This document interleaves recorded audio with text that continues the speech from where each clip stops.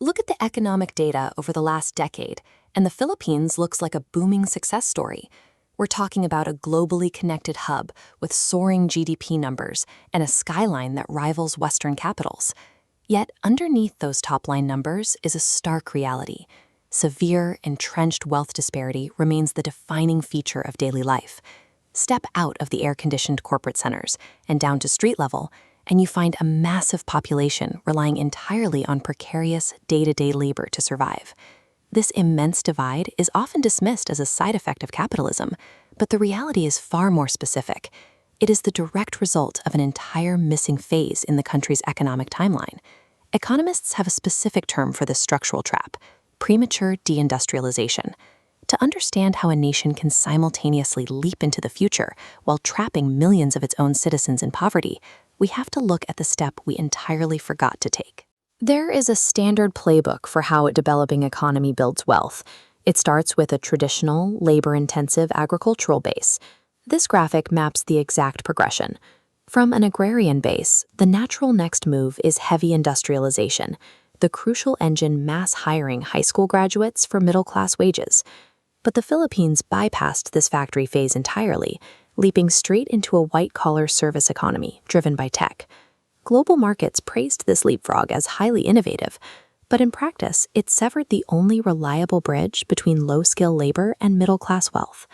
Today, that service sector, specifically BPO and tech, is the primary engine of the Philippine economy. But unlike a car factory, which can train almost anyone to assemble a door panel, a service economy demands highly specialized traits. To get a high-paying job in one of these firms, you generally need a college degree, flawless English proficiency, and advanced digital literacy. It creates a scenario where the service economy is incredibly ruthless. By shifting our resources entirely to white-collar services, we erected an invisible wall that automatically disqualifies anyone without higher education from participating in the boom. The mathematical reality of this shift is devastating. Millions of unskilled and semi-skilled workers now find themselves with absolutely nowhere to go in the formal economy. Because we never built out those massive industrial parks, the physical infrastructure needed to mass employ these workers simply does not exist.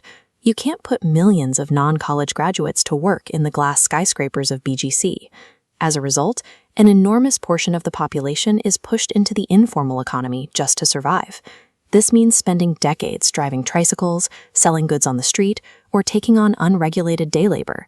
It is highly precarious work. There are no benefits, zero upward mobility, and the workers are entirely exposed to the slightest economic shocks.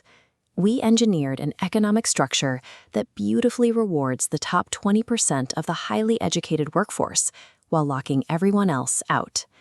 That trillion-peso engine of manufacturing could have provided the structural transformation needed to lift the working class into the middle class.